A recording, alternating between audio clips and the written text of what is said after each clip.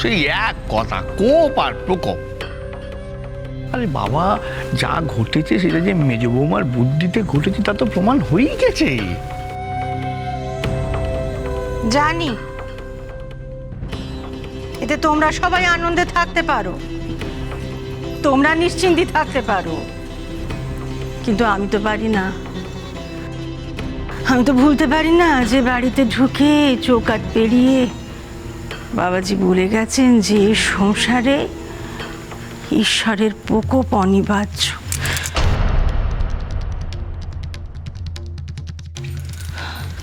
মা, আমি জানি বড় বৌমা, আমি জানি তুমি মেজ বৌমার দুখানা ভুল ধরিয়ে দিয়েছ,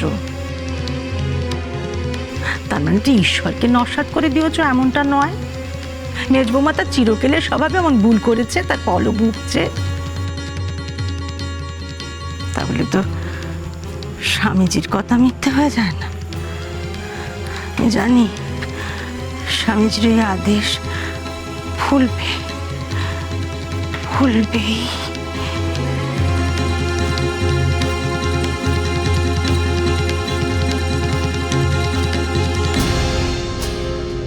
স্বামীজি, কি সংবাদ?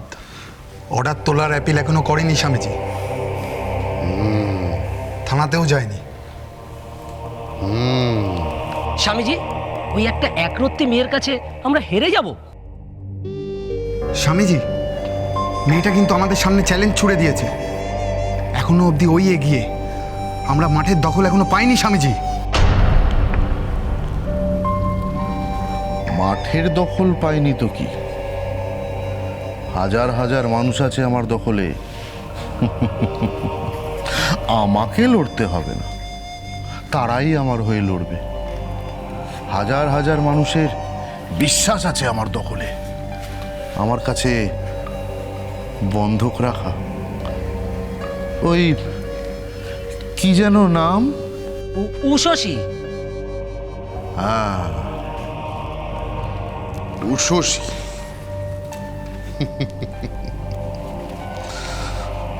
ও এবার বুঝবে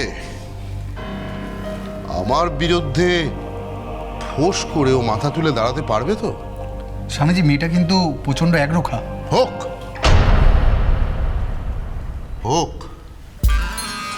আমার বিপক্ষে যাওয়ার ফল কি হতে পারে এইবারও বুঝতে পারবে। কিভাবে কিভাবে বাবা? মাঠে নির্মাণ কার্য বন্ধ, তাই তো?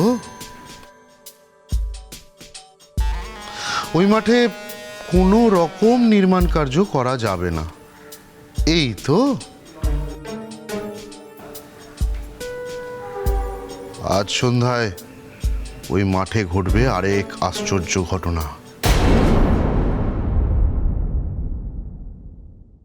ওই মাঠে স্থাপিত হবে জাগ্রত মহালক্ষ্মী। আশা করি মহালক্ষ্মীর আবির্ভাবে কোর্ট কোনো রকম বাধা দিতে পারবে না। না বাবা। আর সেই সঙ্গে আজ ঘটবে আরও একটা ঘটনা। কি বাবা, কি ঘটনা? সেটা সময় হলেই দেখতে পারবে। যাও যাও, তোমরা গিয়ে উৎসবের আয়োজন করো। পুরো শহরে ঘোষণা করে দাও আজ মাঠে বসবেন জাগ্রত মহালক্ষ্মী। শহরের কোনায় কোনায় প্রচার করে দাও, একজনও যেন বাদ না পড়ে। যথাজ্ঞা বাবা। আর হ্যাঁ, হাতিবাগানের শান্তিসুধা লেনের 11 নম্বর বাড়ির কেউ যেন বাদ না পড়ে, কেউ না। আজ রাতের অনুষ্ঠানে তাদের আমার চাই।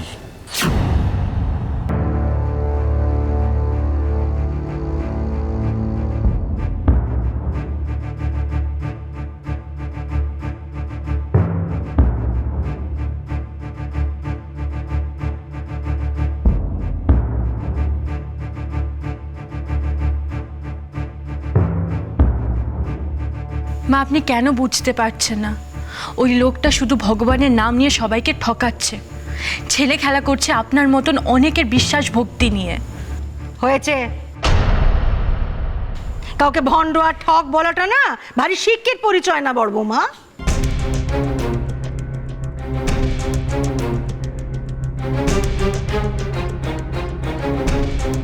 আর এই যে শয়ে শয়ে লোক বাবা থানে গিয়ে পুজো দিচ্ছে, বাবা থানে মাথা কুটছে, দিন রাত হতে দিয়ে পড়ে রয়েছে, সবাই বোকা, সবাই মুখ্য।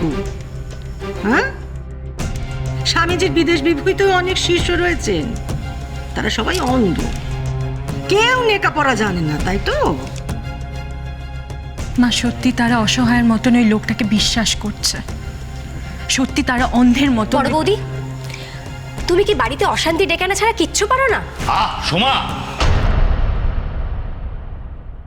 এটা রেখে আয় দেখি।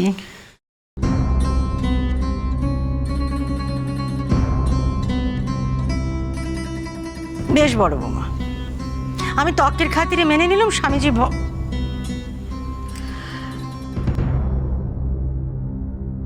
তুমি যা বলছো তাই, কিন্তু তিনি যে অলৌকিক কাণ্ডটা ঘটিয়েছেন, ওই যে মাটি ফুঁড়ে মহাদেব বার করলেন, তোমার চোখের সামনে তো করলেন, সেটা কি করে হলো? সেটাই তো আমার প্রশ্ন, এটা হলো কি করে? কি হলো বলো,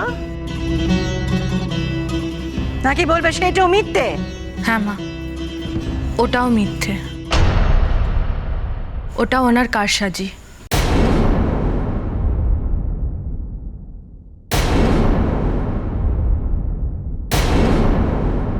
ওটা একটা ম্যাজিক, আর কিচ্ছু না।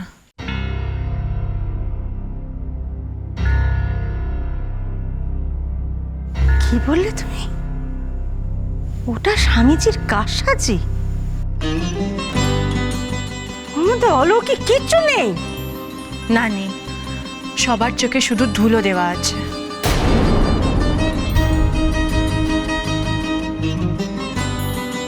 পারবে?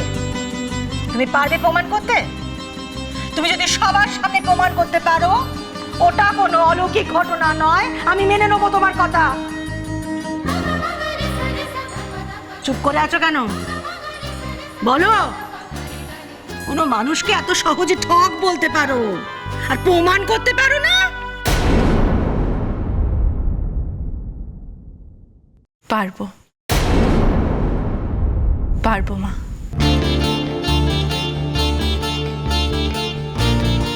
আমি সবার সামনে ওই লোকটার মুখোশ খুলে দিতে পারবো। শশী, বেশ, আমাদের শাস্ত্রে বলে গোমাতার শরীরে নাকি 33 কোটি দেবতার বাস। আমি সবাইকে সাক্ষী রেখে বলছি, তুমি স্বামীজি সম্পর্কে যা যা বলেছ তা যদি সত্যি না হয়, তোমার এই ভাবনাকে না, তোমার এই 3টে ভুলের পেতম ভুল বলে আমি ধরবো।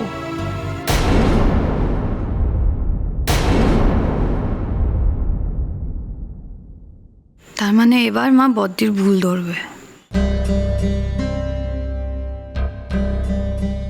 দেখে নাও মেজ বৌমা, ভবানী কখনো ভিন্ন ভিন্ন নিয়ম করে না। যাকে যে কাঠিতে মাপার দরকার তাকে সে কাঠিতেই মাপে।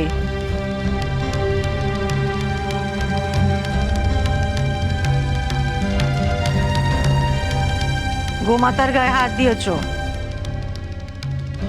পারবে তো প্রমাণ দিতে? পারবো মা। ওই লোকটা যা করছে তার মধ্যে অলৌকিক কিছু নেই, সেটা আমি প্রমাণ করে দেব। সবটাই ভণ্ডামি। লোকটা ভণ্ড, প্রতারক, আর সেটা আমি প্রমাণ করবই।